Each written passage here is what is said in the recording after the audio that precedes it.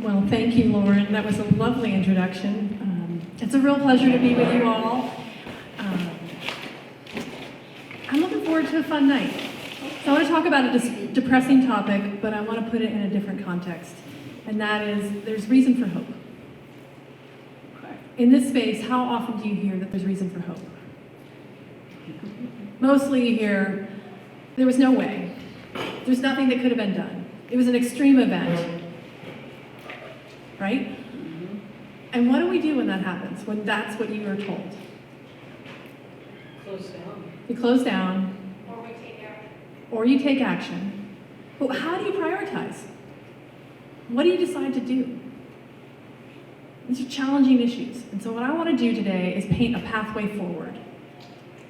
For you, for your community, for your family, for your friends, because there's a way through this.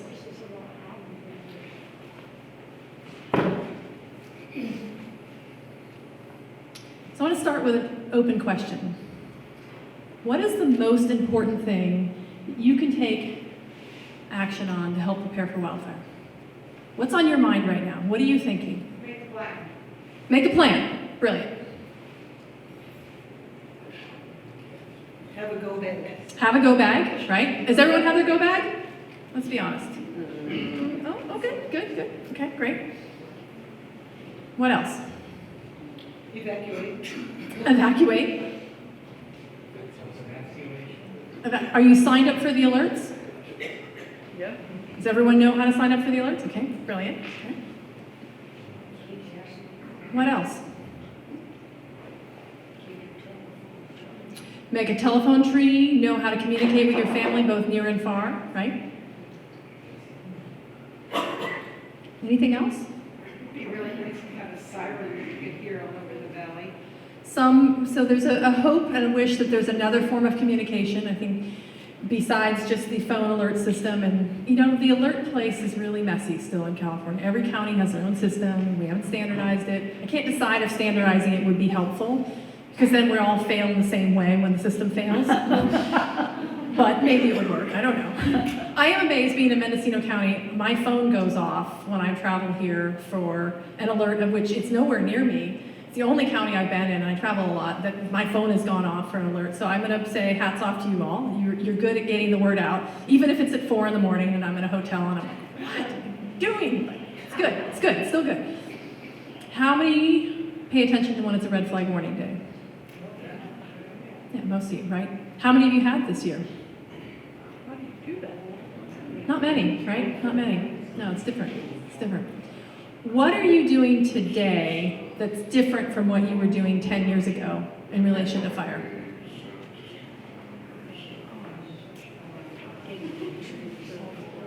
What did you say? You can speak up. Getting rid of trees. Cutting more trees. Clearing more brush. Clearing more brush. Getting rid of wooden fences and gates connected to my house. Getting rid. A woman after my own heart. Understanding the connection between fences and houses and what that means. And I'm going to explain that. This is going to be big. It's going to be hard. It's going to be hard. There's no way around it. Getting screens on our vents. Screens on your vents? You ought to be up here teaching this class. I know, right? Oh, you've got a good friend. You've got it. Okay, great. So I was in El Dorado County this week, and I asked some key leaders what they were doing today that they weren't doing 5 years ago, and what they're thinking about. And one of them said to me, I was into my goats because I thought that was a great idea, and now I realize I have to evacuate additional souls. And I don't like that. And so I was like, well, that's an interesting perspective. Like, it was the solution, but then once you've been evacuated or are in the process of thinking about evacuation, it changes your perspective, doesn't it? When the wildfire strikes, where are you going to be? What'd you say? Where is the wildfire? When you get the alert, where are you going to be? At work. At work. That's right. You are going to be at work. Do you know what everyone answers usually? I know you're being kind of shy. Home.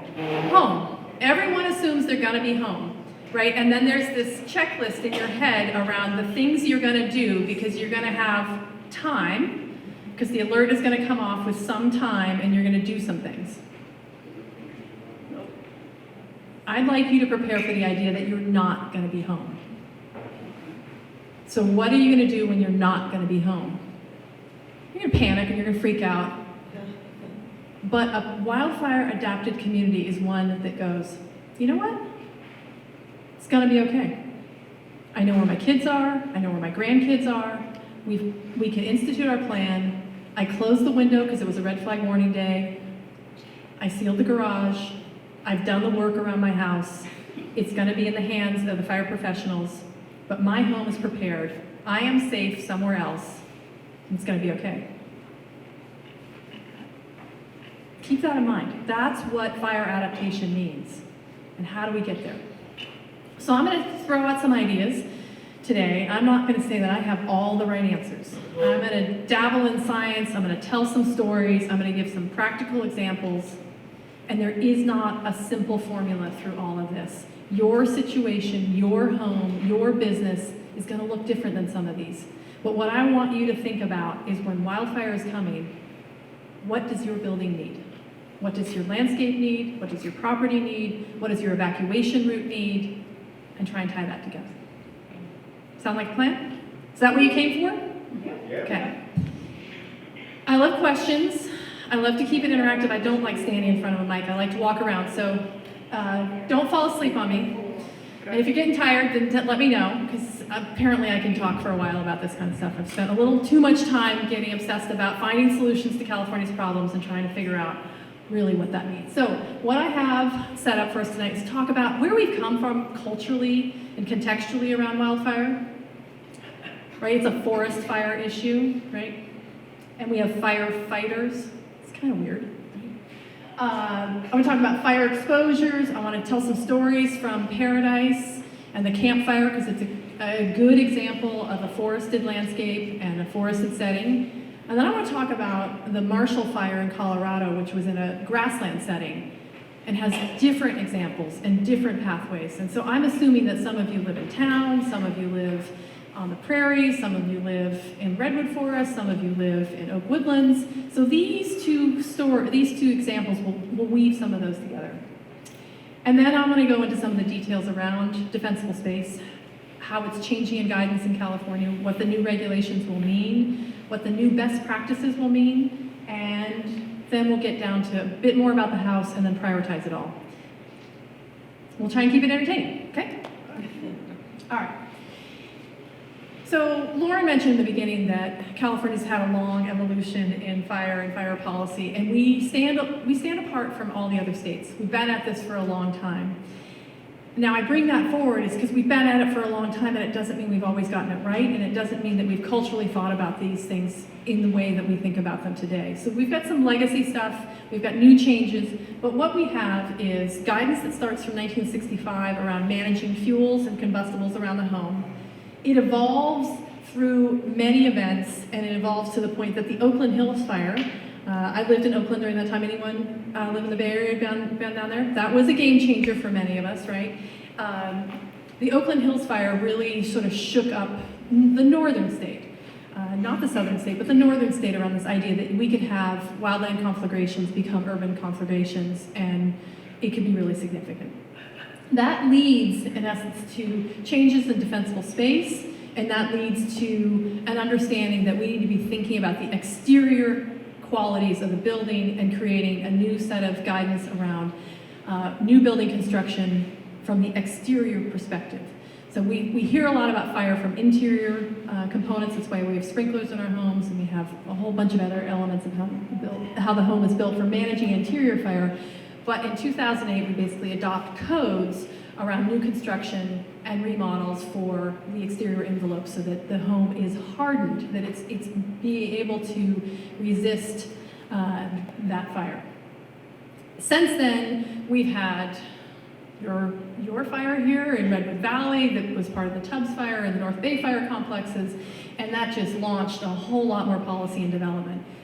The key piece to me that I want to point out is that there's now new defensible space guidance coming and a whole lot more pieces that are coming that some of you are going to embrace, you're going to embrace it, and some of you are going to be like, who in good God thought this was a good idea? Like, I don't want to change. Right? none of us really want to change. But we don't want to keep doing the same thing over and over again and expecting a different outcome, because we know that doesn't work, right? All right. So I just bring that forward to say that we've been in an evolution of thinking pieces that are going to come. If you follow the fire hazard severity zones and the mapping, these maps are all being updated right now, and at the unit level, have you seen them yet? And what's your comment about how Mendocino looks like in the old maps versus the new maps? Because they're not out for public view yet. So I just got the text message on January 4th at 10 o'clock in the Willis City Hall. They'll have a public comment time, so you can voice this before it actually goes to print. But have you looked at them and kind of studied how they differ? Do you feel like there's a lot of changes or no changes? I would say it's a ton of changes. Certain areas that we were talking about, those has been taken, trying to take some of the coast off the high and very high to the moderate. Certain areas where there's less topography, more grass, where you're not going to have this potential likelihood of overcast, and trying to downgrade those. It's kind of weird doing it by battalion, so then Mike's County, he's running that show for our free fire engineer captain at headquarters. January 4th, 10 o'clock, Willis City Hall, sorry. Perfect. Now, why these maps matter is that it intersects with where you can build, how you can build. It intersects with so many pieces of how we live in our lives. So these maps matter, and so engaging and feeling okay about them is important. I'm not going to go into a ton of details, but that is a key contributor. If I'm going to leave you with a message today, it's this. We are in an existential crisis, and there's not one silver bullet to solve these issues. We've got to turn dials. We've got to turn many dials. We need to turn them all to 11, and we need to figure out how to break down the silos between organizations, the silos between our agencies, the silos between our communities, and figure out how we lift everybody together. Tonight, I'm going to talk about the wildland management side a bit, and I'm going to talk about the fire resilient home component, but evacuation and transportation, alerting systems are important. How we rebuild, how we protect our infrastructure, how we think about land use planning and zoning. All of these have a part to play in this conversation.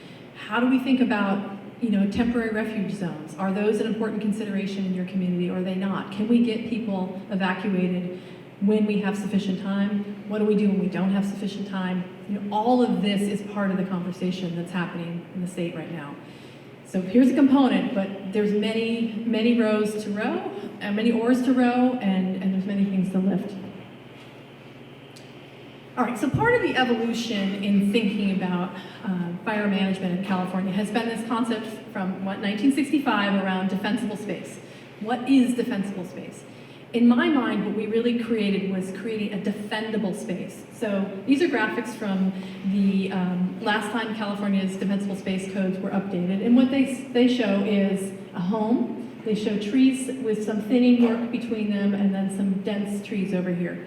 So in 2006, we defined in our visual image that fire was a forested problem.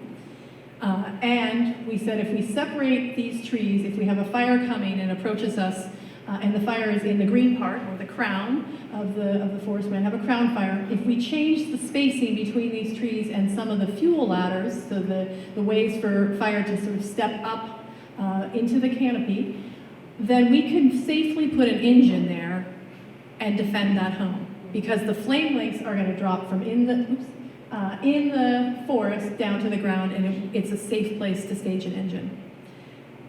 That was how we thought about defensible space, and so I've renamed it sort of a defendable space. And this is what we've been encouraging everyone to do, which is to manage the fuels away from the home so that if a fire approaches from the wildland, it will change its behavior to something that's manageable. And we've all found that, I think we've all bought into that idea that makes sense. What I want to tell you is that it makes sense, but we've got to do more, because when we lose homes, they tend not to be in forested settings, and they tend not to be when we have moderate or average fire conditions where we can put a crew safely there. What I do find interesting is look at all the vegetation that's around the house. So these are our graphics from 2006. What they discount is this issue of embers. And when you get a fire that picks up bits of vegetation, is moved by wind, and then picks up burning material from your neighbor's home, and you get this onslaught of burning debris being thrown at your structure or thrown at your evacuation route, that's a whole different animal to deal with, right? And what it leads to is examples like this. This is from the Angora fire in Lake Tahoe in 2007, and it kind of looks like a space alien came down with a gamma ray and sort of annihilated the house right there, right? It doesn't fit our construct. It implies that you didn't have to have fire spread across the landscape, but the home was still lost. What happened here? What happened was that embers moved through the air column and either landed on or adjacent to that building and created ignition either on the outside of that structure or penetrated the vents and got inside the building, and the home appeared to burn from the inside out. So did fuel modification 100 feet away from the home do it in this case? No, it didn't, right? So now that we understand that embers are such an important piece, like look at this picture. This is from not too long ago. It's in an interior courtyard, and you've got accumulation of them at the wall. And why is that? Right? So they're being, well, no, the embers are being blasted at the wall, then they're falling to the base of the ground. And so you get them collecting right there. So if you have something that's combustible right there, then you're likely to have ignition. Look at the eddy currents that are happening here. Look at these swirling points.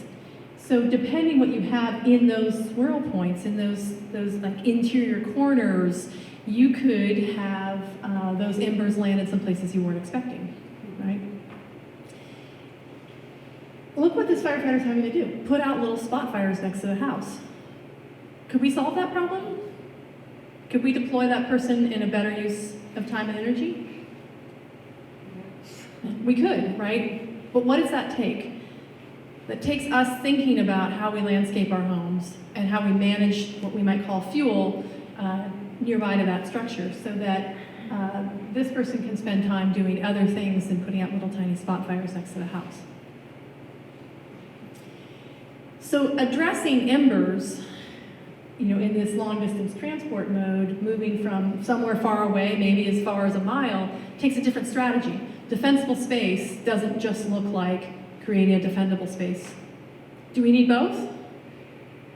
We need both approaches, absolutely. So what does it mean to manage that? So what I want to introduce tonight are 3 vocabulary terms, and these are terms that I want you to be prepared for when you go home tonight and wake up in the morning and look at your structures and think about the 3 pathways that fire can come to your building. So we were just talking about fire coming from somewhere far away and burning towards the structure.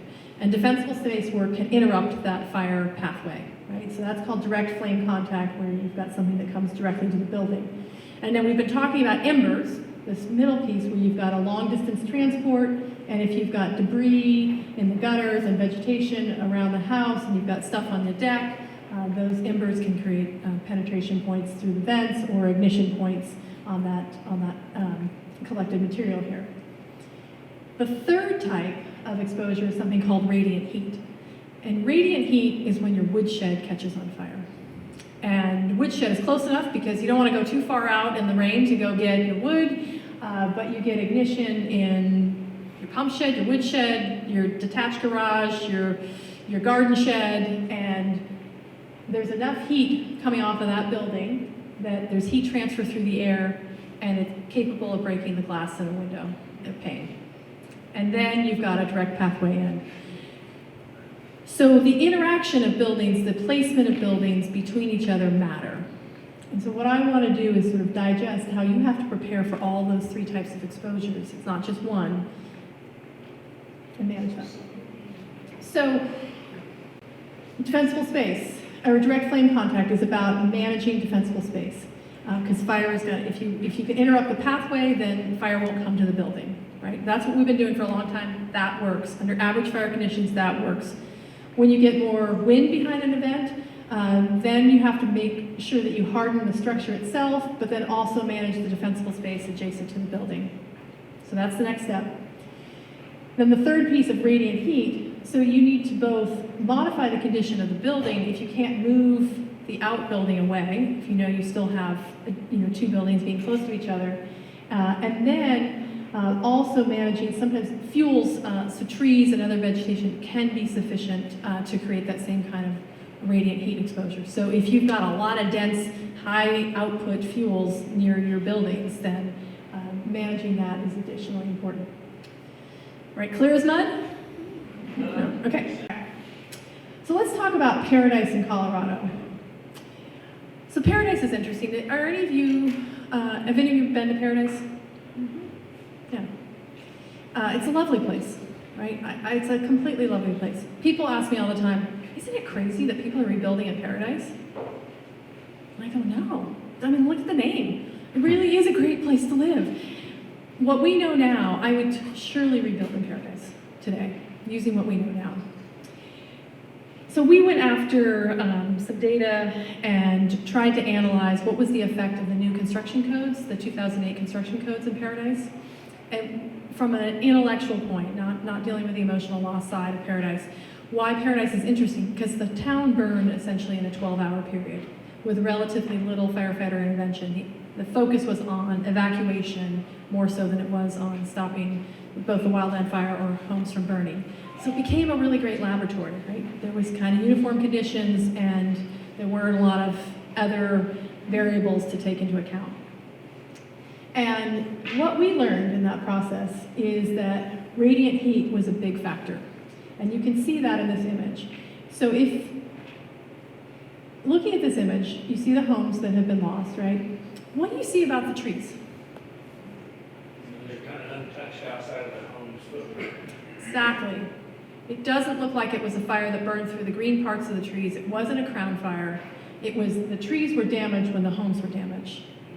And that's because our homes are really the most combustible part of the landscape.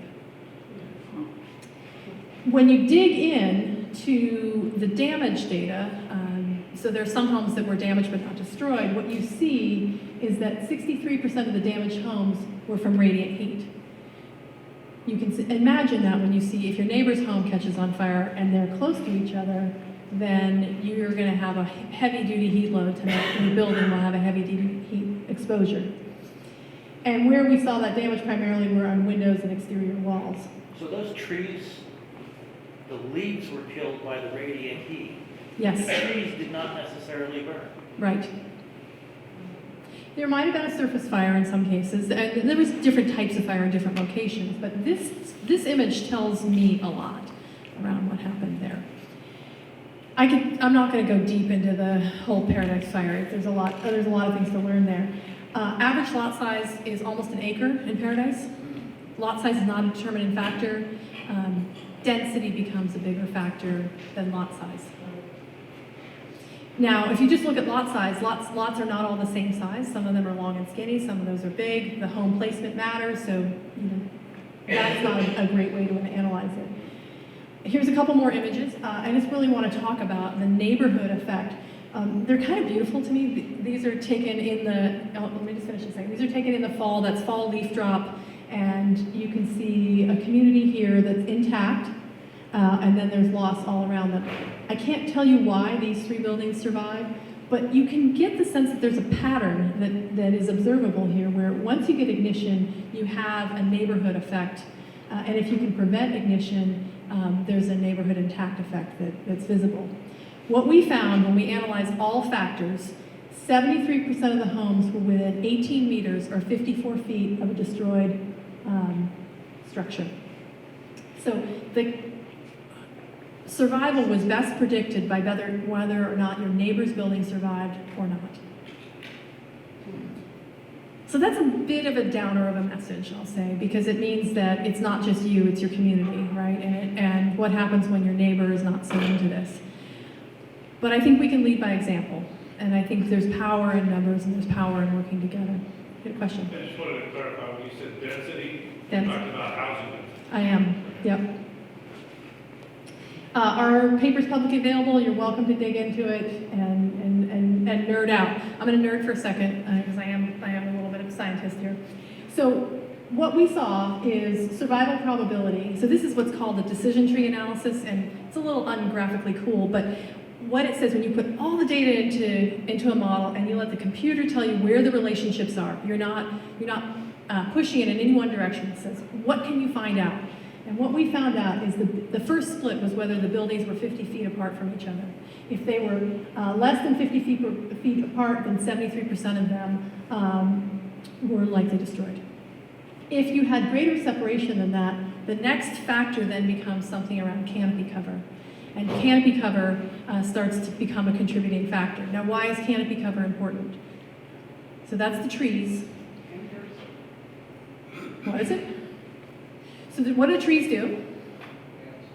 They drop debris. It was fall, it was November, it was right around leaf drop time. And so, there's, the effect of a tree and how much the leaves and needles can move around is pretty large.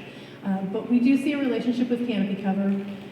We see a funny relationship with year built around 1973, which is a little unexplainable to me, and almost nothing related to slope. So we can see a 73% probability of survival when homes are greater than 50 feet apart from each other, when they have less than 50% canopy cover over them, and they're built after 1973 and they're on moderate slopes. It's one example, one story, one community, but it gives you some insight into the fact that when your neighbor's building burns, that matters. When there's a supply of vegetation and debris, that matters. And something about era of construction matters. Let me ask you, a home from 1973, how long is the service period of a roof? Not 30 years, I guess. Not 30 years. So homes after 1973 have probably had a new roof put on them, right? It's hard to imagine that a roof will last that long, right? So that to me is one of the key factors, that is the service life of the product still in performance?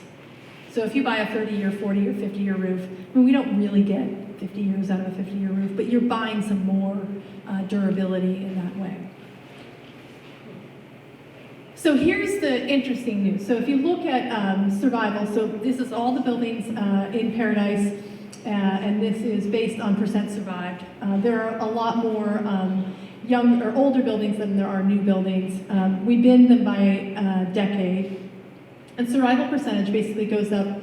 So 2008 is the new construction codes, and we looked at basically either side of the new construction codes trying to figure out, was there an effect? And you can see that we get increased survival in the last 2 decades, and we get a little bit more survival after the new construction codes. What we don't see is a statistical difference between those 2 periods.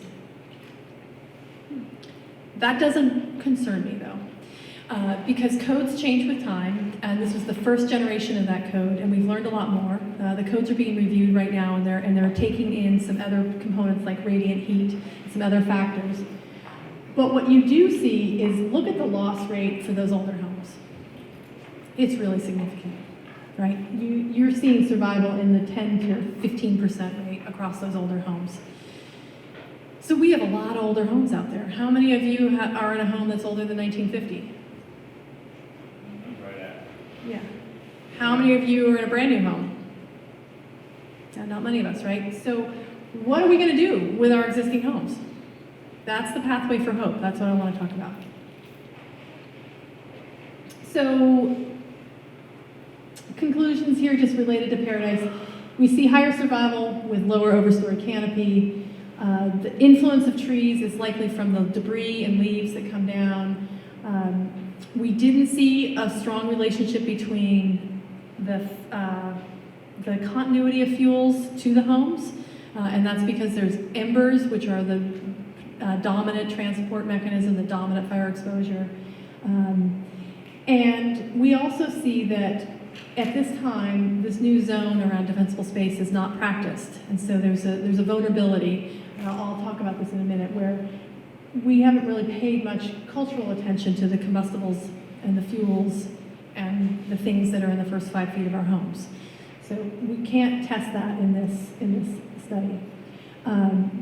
We do see, a neighborhood effect, that the total number of destroyed structures within 100 meters and the distance to the nearest destroyed structure are the strongest predictors of survival or failure, depending on how you look at that. So now I want to talk about Boulder, Colorado. If you may remember this one, this was December 31st this last year, and 1,000 homes burned in about 10 hours. It's on the backside of the Rockies, it's in the plains, it's in a grassland system. How can we lose 1,000 homes in that short time period? This is a view of the fire burning through. It's a very windy day, grassland systems. This is the pattern of development. Anyone been to Boulder? Yeah. It's a relatively new community. There's some older parts, but there's been a lot of expansion. And the group I was with, we went there to look at this pattern, where here's a bunch of loss, here's survival. What was it that kept that home alive, or kept that home standing? Oh, there's definitely some space. Is there something different between the construction of this house and this house? What was it that contributed to survival? Maybe wind direction, Did the wind direction shift? yeah. It didn't. Just wasn't close enough to. Was it as close? Maybe. These are on a wind tunnel direct shot, and the others are facing not? different directions. Maybe. Okay, so I'm gonna put a plug for Measure P. Right now, I am plugging Measure P. What made the difference right there? No. Firefighter intervention, community intervention, people that stayed, people that did things to prevent fire from expansion from one house to the other. We did not see any homes that would have survived on their own except for maybe one. Measure P, okay? So let's figure out what we learned in this example was that, let's go back here. Where's the privacy in this kind of environment? How do you make space? You're on the Great Plains. You put up fences, right? Because you're just exposed to everybody, right? So this community is a very connected community by fences. And what we saw in this case, and here's a great example of that, where you've got embers that may be able to ignite grasslands, or you've got a surface fire that's carrying the fire to the base of the fence. The fence collects a little bit of debris from the vegetation that we plant, creates ignition, the fence ignites, and the fence brings the fire to the house.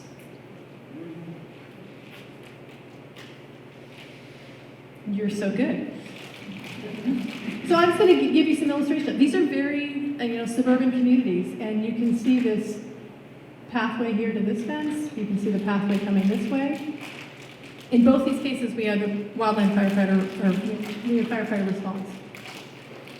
Here I want to share with you some examples of different construction materials to illustrate why this matters. So this is a subdivision that was built in, I think, 2000. The uphill side is lost. This subdivision is exposed about 8 o'clock at night, shortly before the wind stops. And the suppression team had decided they were going to take a stand here. There was that natural pathway, and that was going to be the barrier that they were going to work from, and they did it. What's interesting to me is to be able to see building materials perform side by side with each other. So lots and lots of heat coming off of these homes being burned. And I'm going to detail into these couple little locations, and what you see is the second story. You've got a sliding glass door, and a sliding glass door means that we have risk of people walking through it, and so because of that, it's made of what kind of glass? Tempered glass, right? And we've got these daylight windows on top, and no one's going to walk through those, so they don't have to be of the same standard, so they're made of annealed glass. The difference between tempered glass and annealed glass and the ability to resist heat is 3 times. So what happens on that heat exposure is that the tempered glass performs well and the annealed glass is lost. I will guarantee that almost everyone in this room has annealed glass in their house right now. There may be a few exceptions related to these kind of safety elements with a sliding glass door, but most of us do not have tempered glass. This is something that we can change, especially if we have our garage is attached and it's near one of our walls on our house and they're in close proximity to each other. You could upgrade the window between those 2 buildings. Or you have reduced setbacks between structures or neighbors. You could make a difference just with that window itself. Doesn't mean you have to upgrade every window, but just where you've got adjacency. Any difference with double and single pane? Certainly, double pane's always better than single pane. And ordering tempered glass windows, someone has recently told me, and maybe you know as a contractor, that at this point now, manufacturers are primarily making both double panes tempered glass, both tempered. I don't think I've seen that yet. The outside pane. No? Sure, we have windows in this house. I'll let you know. Yeah, let me know. If money's not a difference, I would order both panes tempered. If money is a difference, I would order the outside pane annealed and the inside pane tempered. Meaning that I would add a storm door to that tempered glass window on the outside, and I'd give it a little bit more so the tempered glass has got tempered plus annealed to buffer it. They're also starting to make triple pane. They could be making triple pane. Scott, what was the name of that fire that we were at in Ukiah? The Hopkins fire. There's one structure that survives, and we went to look at it, and we clearly saw that they had tempered glass windows. Their outside pane was annealed, that's why we saw the breakage in the outside pane, but they were at the top of a canyon with lots of chaparral coming up, and that house made it and got a huge heat load hit it. So these work. Outside panes broke. The outside pane broke because it was annealed glass, but the tempered glass one on the inside did not break. So what is success? Success means that your house didn't burn down. Even if you have damage to some element of your home, it's something you can repair, right? What's All right, the- here's some the vinyl ultimate shutters that are on the source- inside, and so just so you can see, you get lost and you can still get melted on the inside. What's the ultimate source of ignition, though? If the window breaks, is it still some ember getting in, or is it radiant heat? It's probably some ember getting in. It could be direct flame contact. I mean, there's a number of different ways. In fact, So those Venetian blinds potentially could stop it. so look at this building here. This is from Paradise. This is a single pane aluminum window. We had breakage. Every home around this structure is lost in a mile or so. This pane breaks. This building survives. The reason that building survives is it's a garage and the house is for sale. So there's nothing in the garage.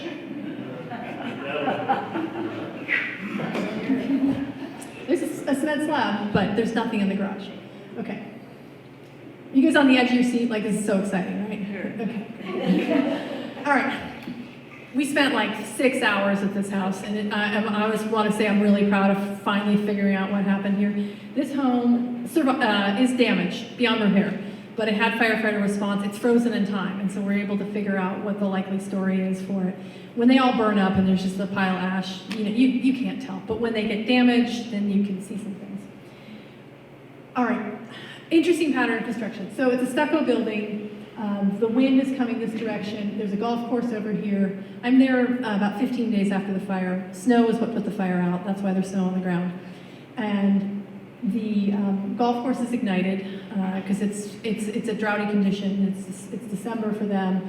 And we get a backing fire that comes up and approaches this stucco wall, which is kind of a wrapped wall. It's wood frame construction. There's a gap at the bottom.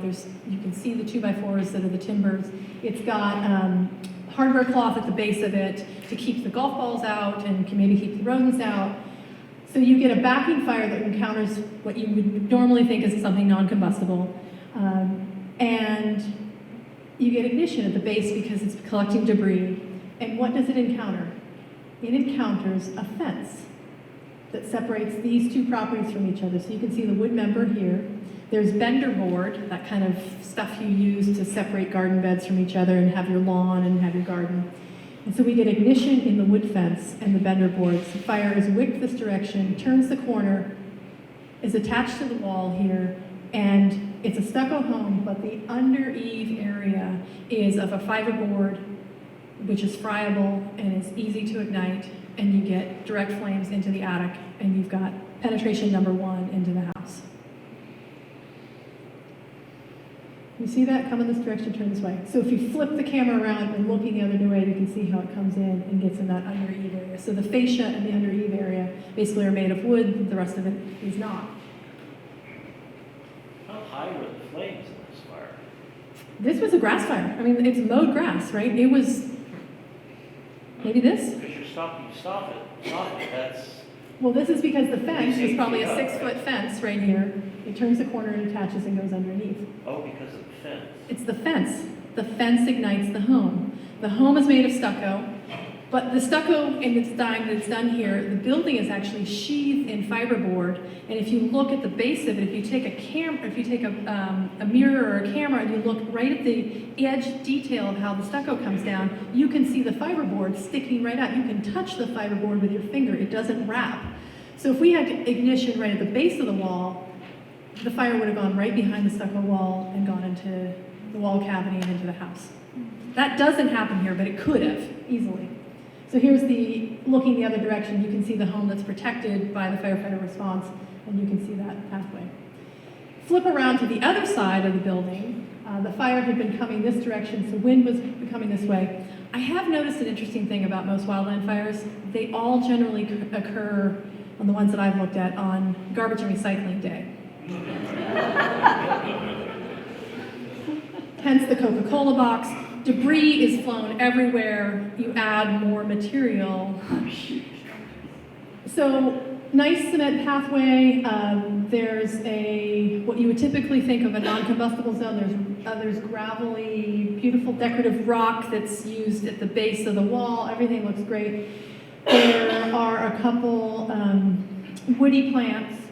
And what's amazing in this case, and for the firefighters in the room, you rarely get a plant igniting without a surface fire, except for in this situation. This decorative conifer sheds its leaves and they hold onto it within the tree, and so you get embers blowing at the tree, you get ignition within this tree, which can't be more than 7 feet tall. You get full combustion and you get penetration under the eaves again, you get another pathway into the house. So you have non-combustible rock down here, but you're still able to ignite that woody tree. Here again, another example, and then we had exposure to the vent on the side of the house. So zone 0, which says you shouldn't have combustibles or woody vegetation next to the house, I think through examples like this are quite compelling. But if you had a different tree that was all lit up without the combustible material in there, you might act different. Maybe, Just gotta look at it from one side. maybe. A better plant. Better plants or less plants. Plants in different locations. Succulents, yep. Okay, so coming back to Paradise, I just want to show you what a couple survivors look like. This is, I showed you that one where the guy was pointing his head through the window. This house survives. It is for sale. That's one of the key helping factors. There's not a lot of stuff. I mean, the longer we live someplace, the more stuff we get, right? They have the new vents here. So there's vents that both resist flame and embers, and I'll show you some pictures of those. You can see the melting points on this piece of carpeting, so you know the house took a lot of embers. They've got a non-combustible walkway. They have a tall foundation. There's a lot of pieces that are right about this building, and they've got a new roof. This building survives. No other building around it does.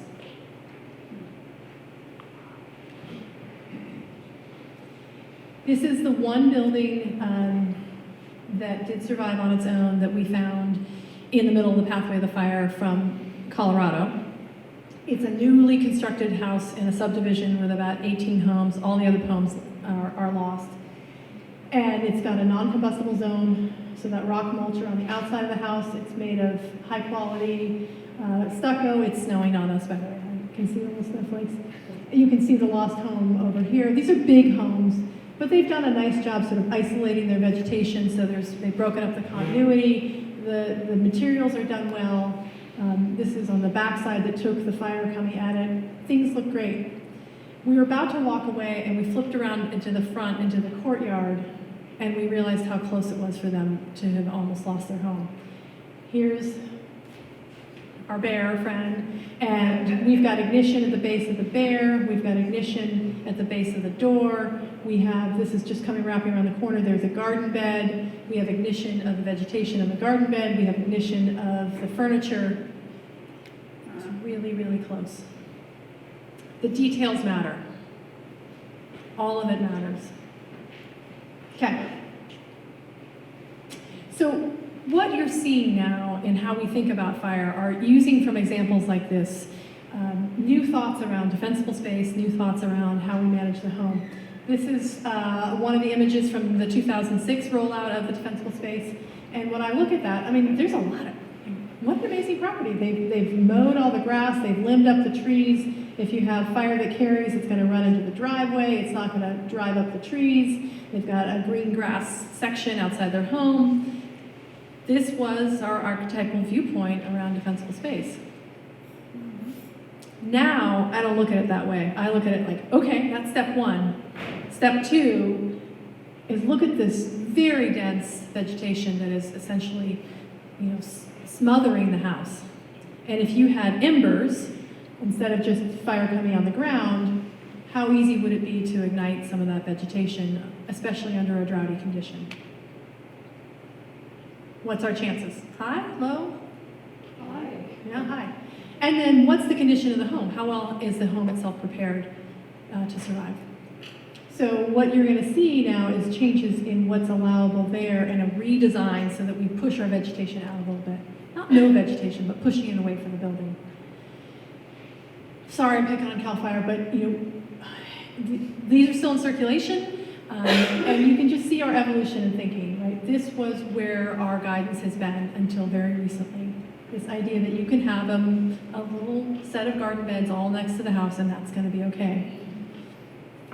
I mean, there's a lot of great things about this, but there's room for improvement. So what we're seeing is the development of a 3-zone defensible space system. So here's before, and here's some theoretical idea of how that might look. And what you see is it's not no vegetation, but it's the idea of islanding our vegetation so we can break the continuity up, adding defensible space around all structures, including our funky outbuilding, including our woodshed, including those elements that we think are, our house is important, but what if it's that our outbuilding actually burns us down, right? It's everything together. And then adding this 3rd zone of non-combustible space around the structure itself and the deck. Okay. Sometimes our defensible space is shared. The law will not say that you need to do anything on your neighbor's property, but this idea that we should work together becomes important. And you can see this illustration of now the gate attachment is something that won't burn. Is that doable? Sure. Right? Sure. But it means thinking a little differently. If anyone is in the innovation space and wants a side hustle, start making these. Like, there is no manufacturer at this point out there that is making beautiful decorative gates that function. There is a huge opportunity to make money in that space. Okay, so now I want to show you a few things from a lab I work with in South Carolina. It's big enough that you can put wind of different gusts and different durations, and you can throw embers at things, and you can burn stuff. Wow. Yeah, like, it doesn't get any better than that, does it? No. Okay. So here's a side-by-side comparison of wood mulch, rock mulch, planted debris, planted vegetation. Where does the fire start? It starts underneath the deck, right at the base of the wall. All of a sudden it's climbing the side of the wall. It's pushing up against under the eave area. We're 24 seconds into this. 24 seconds.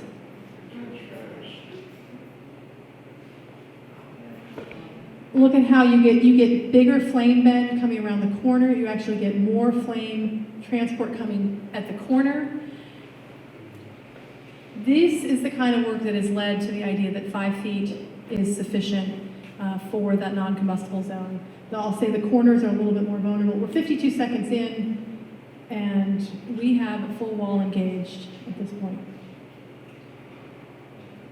It's fairly evident, isn't it? What's the siding on the non-combustible? So this is some kind of cement siding.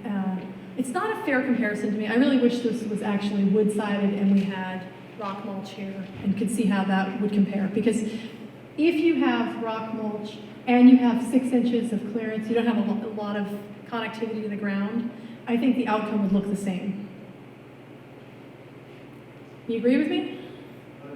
100%. 100%. What if this was wood and the rock mulch was at the base? Different outcome. You think it'd be different? It'd probably be, I don't think you get the same passage that the wood chips on the rock. Yeah. I mean, the naive thought is that the culprit here is the wood siding, particularly that form of wood siding. I think it's the wood chips, There wasn't wood chips there, there simply would be burning. because those embers are largely gonna hit the wall and fall down. No, what, it looks like here that the whole wall is caught fire. Right. Cedar shingles. Cedar catch shingles. Fire fast. Yeah, Very that's just asking for trouble. Well, That seems to be the most obvious thing. Yeah. but the base of the wall is the ignition. I mean, we Yeah. go back to this, the ignition starts on the ground, Yeah. right? And then it spreads to the wall. And those wood chips caught in just a few seconds. They did. Yeah. I was just about to buy wood chips. Sorry. Okay. Sorry. You mean to start a fire, right? Right, so, and, you know, and we're in 6 seconds, right? We're at the base of that. We're starting from the ground. Whoa. Okay. All right, so how many of you go to the garden and the nursery store and you look for plants that say have some kind of fire rating on them? None of them are based on anything in reality. Okay? All plants can burn under the right conditions. Cactus. You can still I ignite tried. those. Yeah, okay, well, that's good. That's good. We can, yeah. Everything grew after. Really what it's about when it comes to plants is the placement, the maintenance, and how we sustain that. So, you're perfect. I already know this. So you and I are both gonna buy lavender. Okay. And you can see I'm here, I'm on a work day in my home. No, we're both gonna buy lavender. And you're gonna water yours, and I'm gonna travel too much, and I'm gonna forget about mine. And you're gonna prune yours, and I'm gonna forget about mine. And next year, you've got green, supple growth, and what do I have? I've got a little growth and a whole lot of dead stuff. It's the same plant, right? But you're better than I am, and you maintain it. So do you give the plant the same rating?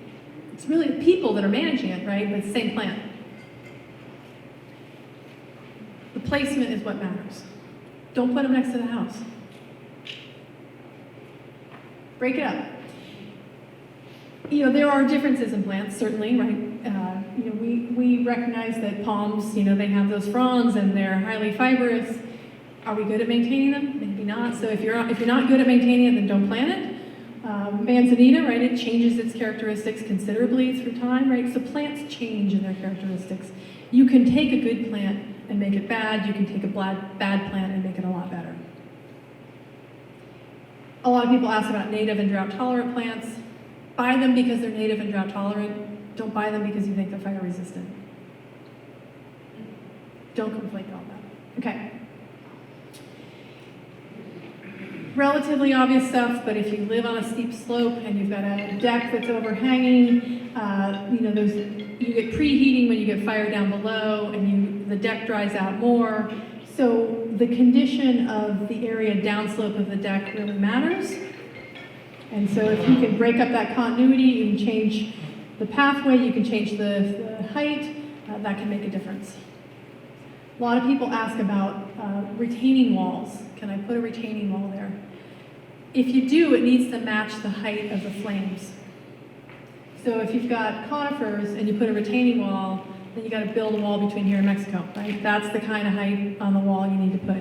If you've got something that's, you know, shrubby or grassland, maybe the wall would work because you're not going to get tall flames off of it.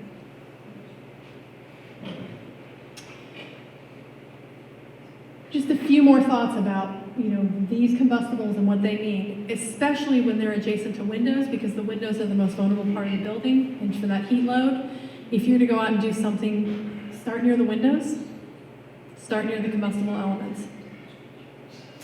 All right, Lawrence on here. So there's a lot of question about what's coming in this new zone. I want to share that it's a work in progress, and it's about to go out for public comment in another month or so. It's going to address a lot of stuff. And for you DSI inspectors, it's things that are likely not to be there. A lawn mowed would be okay. A synthetic lawn, probably not. Non-woody plants, likely, but highly separated. and not very tall. Decorative structures like trellises and art pieces, probably no. A gate or fence that attaches to the building, no. If it's combustible. A parallel fence, so a property separation fence, two homes are close to each other, you have a fence that separates the two of them, yes. Yes. Yes, it will be, Even if it's wood? even if it's wood, because of the safety and security and privacy issues that are too much to handle out of defensible space regulations. Covered storage facilities, yes, only if they meet the Chapter 7A exterior construction standards. That's gonna be a hard one for folks. Woody mulch and other landscape materials made of woody materials, probably not. Potted plants, if they're in a non-combustible pot, so a ceramic metal, yes. Big changes are coming.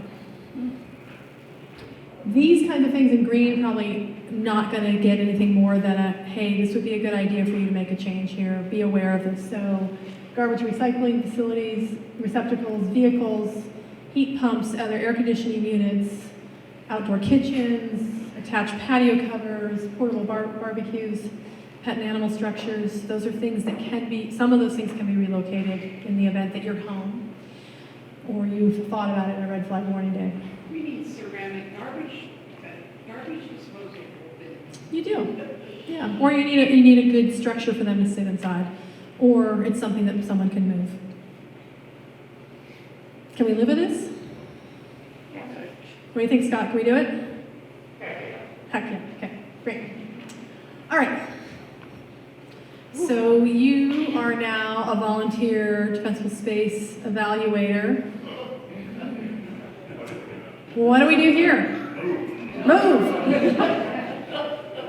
Sign up for the alerts, right? Where do you start? Near the windows. Start with the grass, right? Yeah. Sure, why not? We can cut that grass. What's next? Trim the trees? These ones, maybe? Up near the roof. Up near the roof? Yep. There's one behind it on the roof. There's one over there. Anybody know anybody has a house that looks like this? Mm-hmm. Mm-hmm. They're all over town. Yeah, there's wooden steps. And out the garage. Clean out the garage. Very nice. Yeah. We all have someplace to start, right? This is one of those journey things. It's not one of those destiny things. Like, we're gonna keep evolving in this space. If this is my mom at my mom's house, I know she's not gonna be able to do a lot of it, right? My mom's 80, so I have to figure out a plan to how to protect her, given her vulnerability and her fragility as she's aged. She's ornery as heck, but I want to make sure she's got the alert system. I'm going to try and figure out how to get her out on red flag warning days. We're going to do some preventive things because we know there's a heavy lift here. Can you put a railing by stairs? Put a railing there? Yeah, you could change that to a metal railing. You could change these to cement steps. Treat the deck as if it's a part of the house, so that if the deck ignites, so you can try and prevent the deck ignition. All right, how are we doing? Anybody need? Keep going? Sure. Keep going. What's the difference between the wood decks and these The newfangled. newfangled decks? Well, what's the substructure on those two different deck assemblies? Both made of wood, so not much different in that way. And if you're more likely to get ignition of a deck from underneath than you are from on top. We both maintain the decks the same way. We both put crap on them. We both don't clean out the edges very well, right? It's really, a deck is really about how dense it's made, the product, how dense it is. So if some of you have probably seen some of the composite products, they're made with channels in them, and so the density decreases. If you look at the understructure, there's kind of a wiggle in those. Those are more ignitable than a higher density board. They're more what? Ignitable. So there's question. I hear a lot about ceramic paint. Yeah. Do you know anything about that? I'll talk a little bit about gels and coatings and things. The question really is, what's the period of performance? And how do you maintain it? And is is it a one and done, or is it something you have to keep applying? And the period of performance of someone in Ukiah versus someone on the coast might be different. So it's hard to say. There's not a lot of research behind those that's independently verified to say. In my opinion, I'd start with other stuff first. Yeah, well, we have a raised deck, we have a slope and a raised deck like that. Yeah. Picture you had, so bring it back. Not quite as bad, but yeah. And so that's a concern. What do we do with that? The underneath of the deck in Yeah, particular. exactly.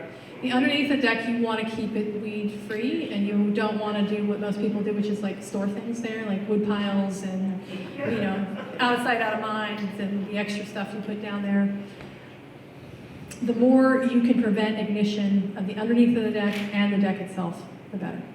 Put sprinklers under the house. That's what I said. Well, let's talk about sprinklers in a minute. So let me just mention, there's predictable places on homes. So there are issues. This is a dormer, this is the roof plane, that's a great place to catch debris, so leaves and needles, and so in this case, you've got a collection point, great place for ignition. There are roof edge vulnerabilities, there is the fence to house, which we talked about earlier, and I've been mentioning this vent thing. These are two images taken inside of a roof in the attic, and this is a gable-in vent, this part of the house. These are under eave vents, and these little bright flashes are the embers coming through the vent because the vents are porous. They both let air in and air out. They're designed to do that. So we're trying to basically create a Gore-Tex system where you let the hot, moist air out, but you don't let the rain in. That's the change. So I have some brochures that I put on the back, which go through this kind of stuff in detail and written a little bit more for the rural environment. So I'm going to talk about some of these various points here. I can fast forward through it, or I can make it in detail. Are we on the edge of our seats, or are we feeling a little tired? Keep going. John, you're sticking with me. I see it. All right, so where do you prioritize? The answer's right there. Okay. The roof. Number one part of the building to prioritize. Why the roof? It's big. It's the largest horizontal surface on the building. It shoulders the bulk of the responsibility for protecting the house. If your roof is old, if your roof has problems with it, if your roof is made of wood, you've got some work to do. So the highest priorities are the roof, the vents, and I'm going to call that first 5 feet around the house. If you can take care of all three of those things, you are legions above everybody else. When you get buildings that are close together, then there's some additional issues, especially the windows, how you maintain the decks, and to some degree the siding. We don't have the exact number of when to trigger this. We've been using 30 feet, in part because it's in the building code, in part because from observation seems to be okay. That Paradise data set said 50 feet. What the answer is, it's hard to say, but the denser, the closer the buildings get to each other, then you've got an interaction effect between the buildings. And then we've already sort of talked about the steep slope issue. If you've got a steep slope, you really need to prioritize the underneath of that deck. So let's go through this in detail. So the roof itself. Anybody have a tile roof? Oh, tile roofs are kind of cool, but they can have gaps. And as they age, they can lose the bird stopping, which is designed to keep the birds out. And you can imagine that you can have a bird living in there in debris and little nests, and you can have embers get inside, or you can have leaves catch inside. So the roof is only as strong as its weakest point. Relatively intuitive to me. What about gutters? Gutters collect everything, right? Why do we have gutters? The water dripping on your head when you walk in. Right, so you don't get washed, you don't take a shower every time you walk in and out of your house, but the gutter is also doing a very important performance piece for the building. Foundation. Foundation, keeping the water away from the foundation, yes, it's another part too. Pardon? It's protecting the side of the wall. Because if there's no gutter here, the rain generally doesn't go straight down. It tends to hit the wall and you get degradation and rot in the base of the wall. So gutters are important, especially in a rainy climate like ours. But they collect debris, and they need to get cleaned. And if it's a windy event, when you get ignition, you could get a whole lot of more material into those gutters. There are gutter guards, and there's some that are made out of metal entirely. I would get a metal one over a plastic one. They all take maintenance. I haven't found the perfect solution. I saw some in Costco the other day that looked pretty good. Some are way better than others. Some are way better than others. They're hard to install. They rip my fingers, but they're probably better than no gutter guard. No gutters would be better from a fire perspective, but they would be problematic from the building performance side. So here is a comparison of a plastic gutter versus a metal gutter, and I think it's fairly well speaks for itself. The plastic gutter ignites and melts and then falls to the ground. That's okay as long as you don't have debris at the base of the wall, because then you'll have something else that can be caught, and then you have direct flame contact on the wall. Car fire, this is the one with the fire tornado in Reading, and it was a gutter fire that got underneath the metal roof. So yes, we had a metal roof, but the gutter fire contributed to under roof penetration. And I met the firefighter who actually worked on that house. That house is almost a total loss, just because of the smoke damage and the work in the attic that happened. But none of the shrubbery through. No, embers into the gutters. Vents, we've shown these pictures a minute ago. So the majority of us have vent screens that are 1/4 inch in size, and that's great because it lets the air out and it keeps the spider webs from clogging up the vent because the holes are big enough. And if you spray with your paint sprayer, you're not going to clog them up. But the 1/4 inch screen is big enough to allow an ember to pass through that's of significant size that can create ignition inside the house. So these 1/8 inch screens are what we're generally recommending because they are finer in size. They become vulnerable to paint. They become vulnerable to spider webs. But you can, and Scott brought some screen here to illustrate how you can add. You don't have to replace the vent in this case. You could just add some additional screening to the vents you might have. That would be a first step to take. There are some additional new vents that are designed to resist both flames and embers. This one has a coating in it that swells up when it gets flame on it and it shuts down. It's kind of cool. This one has steel wool in it, so it doesn't allow embers to enter. This is like a vent underneath a kind of fancy exhaust hood. If you've ever had this kind, you take them down, you stick them in the dishwasher and wash them, and it's sort of a tortured path to get through. And so the embers lose their momentum when they hit these. These run about $125, $150. This is a gable-in vent, so kind of big vent. These are foundation vents, $25, $30.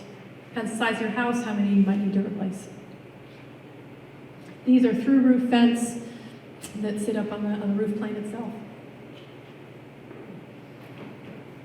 Eaves, boxed-in softened eaves are better than exposed rafter tails. You often get vents in the exposed rafter tail blocking system there.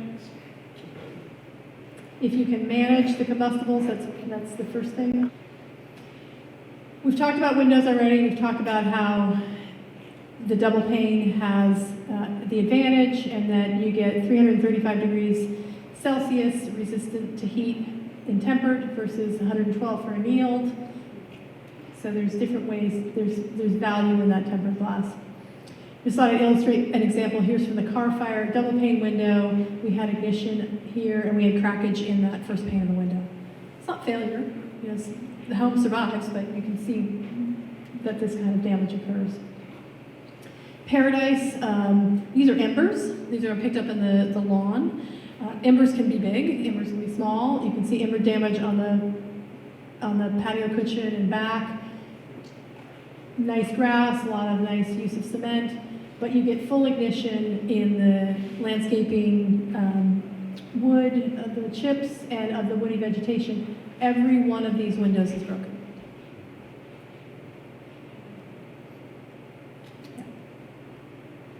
So we talked about decks earlier, and there's some great guidance around decks and some new ways to install decks.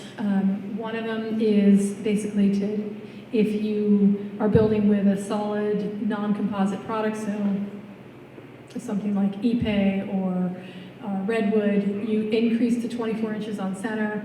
You cap the top of the deck joist with a foil tape so that if you get ignition, it won't just wick from board to board on those deck joists. So low cost, much easier to do when you install the deck than it is to take the deck boards on. If you all notice, we screw them down and mostly those screws never come back up. So if you're building a new deck, small bit of change can make a difference. The other thing we're recommending is to replace this last deck board. Here's an example here with, right? And that's something we can retrofit now. So that, see that grading product right there? You can find them a lot in snow country. Where, What's it called? what would you call that? It's just, you can get them at almost the dimensions of a 2x6. Get what? What is it called? It's just like a tread cleaner. It's like, it's a metal grate. Great. Oh, okay. I've seen that in snowy areas. Yeah. Yeah. So you saw- I couldn't see it. It's that attachment point that is of the significant concern. You probably have lots of horror stories of cutting decks off of houses, and I've heard one recently, tell me if this is true, that when you try and cut through a composite product, sometimes it gets a little soft and it can gum up your saws. Is that true? Yep. More reasons to build with local wood. So we have access. Pardon? So we have access. That's why you have access. Okay. Cleaning your deck really matters, right? You want to get the debris out. That's a regular maintenance requirement. Between boards, yep. Anybody have that condition? Anyone want to admit to it?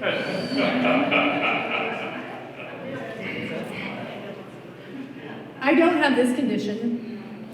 I have a cabin, and one of the things I've been doing in my cabin, it's in a grassland setting, I found some old painted metal roofing, and I've been laying that down because it doesn't rot, and it has done a lot for basically maintaining, kind of keeping that grass at bay. My deck's at a height that I can get my weed whacker under to a certain level. Lots of creative solutions. I'm not saying mine's the perfect one, but being able to not have debris catch on fire underneath the deck is critical. Yeah, but this other one has grass right up to the edge. Right, it's not perfect. The new rules will say you need 5 feet additional clearance. What if those were steel or concrete columns? That'd be great. Then you could have your grass there? No.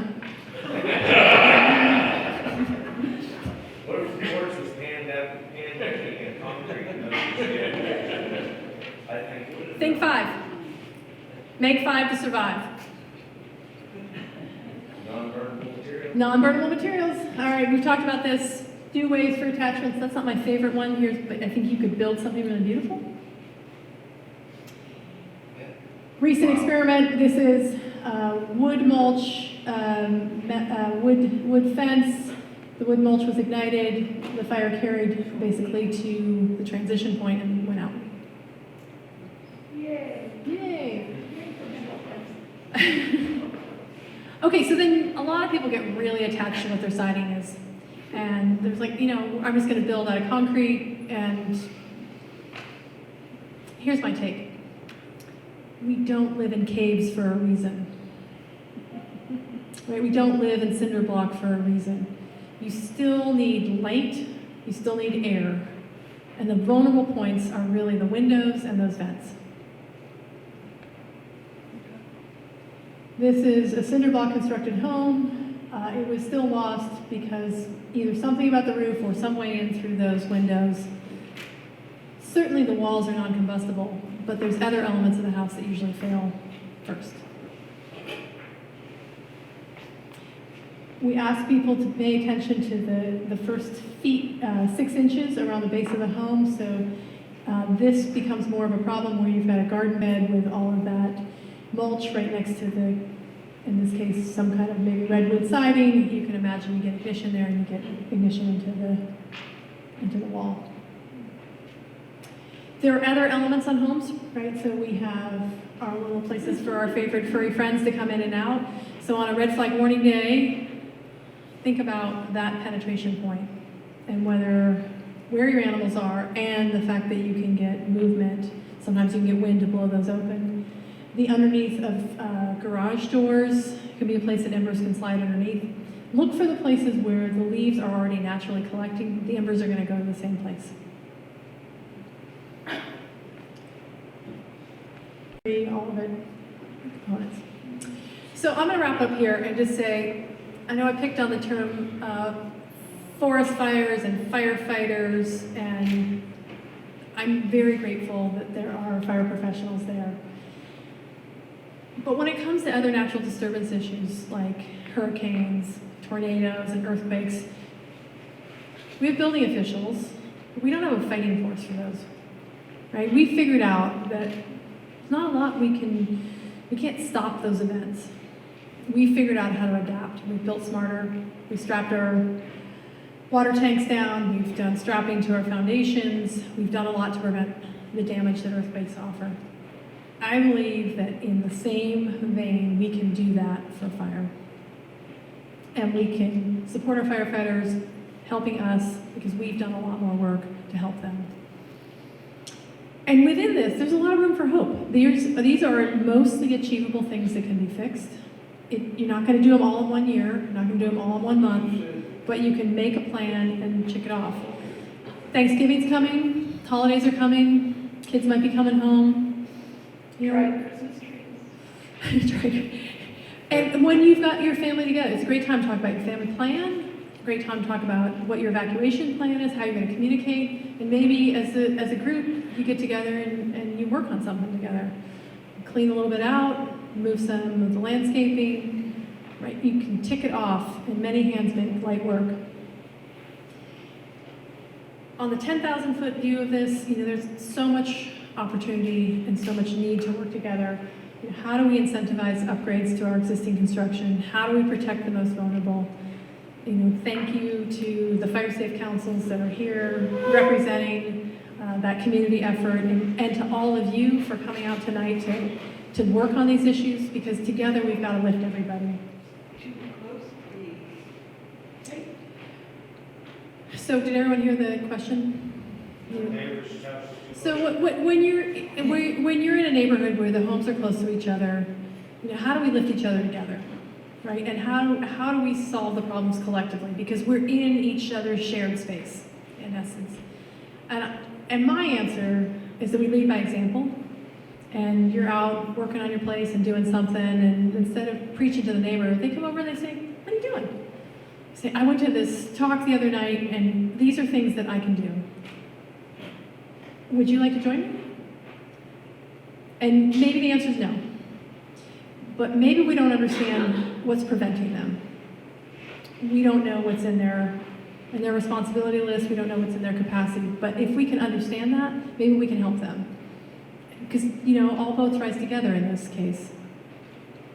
I left this brochure. This is the summary of kind of the different things that we talked about tonight and ways that the things that you can work on. Okay, so let's wrap up. What is the highest priority? The roof, fence, and the first 5 feet. Work from the house outward, work with your communities. All right, you've been a terrific audience. Thank you so much for the invitation.